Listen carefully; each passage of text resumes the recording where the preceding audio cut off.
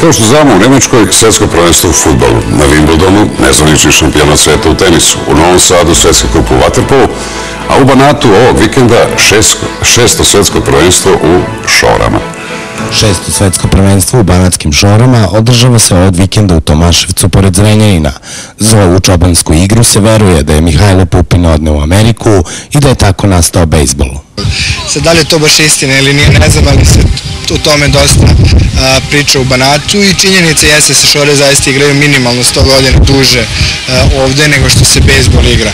A šore su počele da se igraju u vreme militara, posle velike seobe Srba i njihova loptica je teža od bejsbolske jer u njoj ima i tucane cigle.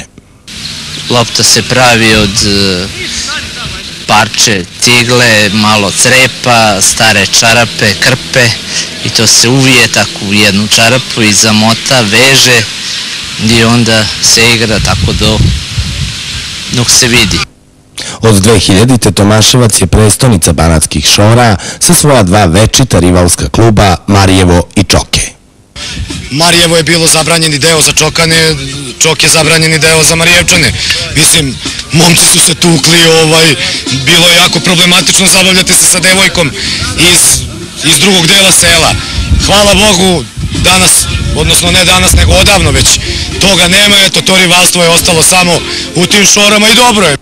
Na svetskom prvenstvu koje se završava sutra učestvuje 9 ekipa od kojih se pored domaćina takmiče i ekipa Orlovata, Bečkerečkih Kera, Novosadskog Second Handa i drugih.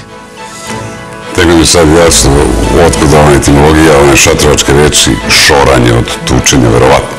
A ako ne znate kako da